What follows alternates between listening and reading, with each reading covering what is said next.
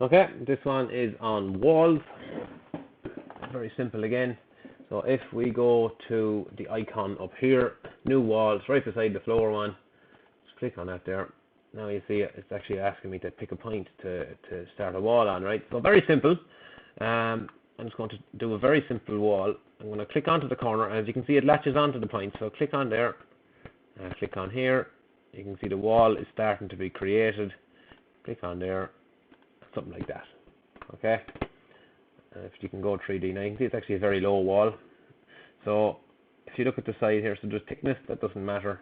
Position, outer, this is very useful to know because sometimes you will want the wall to be drawn on the other side of the line. So if I change this to inner, sorry, I pressed the wrong button. If I change this to inner, the wall goes on the inside of the line I've just drawn. Now in this case I want it to be on the outer, so I will leave it there. Elevation, I can raise the wall up for whatever reason. If I want the wall to be 500 up, I can raise it off. You're probably thinking right now, if it's your first time to see this, why would you want to do that? You'll see why in the video on Windows. So look, I'm just going to go to 500 will be alright, yeah. So that's a height 500 ceiling. And then if you want, you can stick a colour on it. I'm just going to leave it white. Cool, right? I'm just going to hit OK on that one. Right, and there's our wall. You see the wall is wrapped around the 2 floors made in the previous video. If I hit this green 3D view button, you can then see a 3D view of the room. You'll use this quite a lot, trying to see what the room kind of looks like, to get a feel for it when you're after designing something. It's quite good. Now, one thing to point out is if I go back into this window, see the transparency? If I turn that to 100, this is very useful in tight rooms.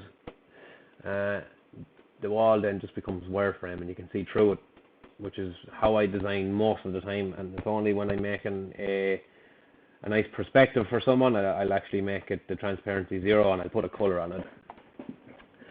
And just on that as well, I can do the same with the floor. If I double click in here, see colour, transparency, and I can also put a texture on it if I wanted. I will show that after. Okay, so that's generally speaking simple walls. Right, so what I am going to do now is I'm going to add, just for the sake of it, I'm going to add a wing wall along here. Okay, so if I go into walls, right, you can add more walls. You can have 100 walls in a job if you want. It doesn't have to be one continuous line. So I'm just going to click onto this point here, and I'm going to come out here. Now, look in the drawing here, the wall is on the wrong side. So, if I go position and inner, the wall then starts on the other side of the line, which is good, which is exactly what I want. Now, I don't know how long this point is, how far this point is from here, right? I only know the global coordinates, right? It's 4,000. Now, because the floor I drew is 5 meters from here, and now the point to the end of the wing wall is at 4. I know that's a meter. However, we're not always going to know that because no room is, like, you'll hardly ever get a room that's 5 meters. You know, it's always going to be like 495 or something. You know, it'll be some odd number, which will be hard to work out. So there is a way around this, right? So rather than working off the actual global coordinates of each individual point, if I drop down this drop down menu, if I hit relative angle, right, it now changes to what it is. Okay, so the left, denoted by this A angle, is the angle of the point from this one. So it's 180 degrees basically. That's self-explanatory, but it gives me the length or the distance between this point I'm currently selected, the one in blue here, and the previous one. So that's a meter. Let's just say I want that to be 650, right? I can just put in 650. I can hit the little tick, and there we go. We got a 650 wing wall. Perfect, and it's the same height.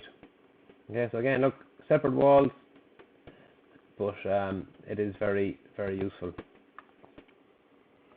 So very good. So what else could I do? I can add in a couple of angles. Angles is the same. It's the same principle as the floor. So let's just say, for example, I wanted to pull it down here. Look, I'm down to the 3 meter position. again, if I double click a point, see now I didn't click that in the center.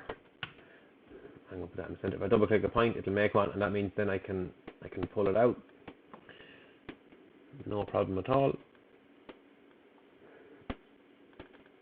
So yeah, that's kind of angled in that way. Now there is angled walls. I'll actually do a separate video on that though. So wraparound room, partition wall, and relative coordinates. That there, in a nutshell, is most of what anyone will actually need to know with floors. Sorry, with walls. What I will do is, I'm going to make a separate video for actually putting the texture on the walls and the floors. I think that's a good idea. Keep it separate.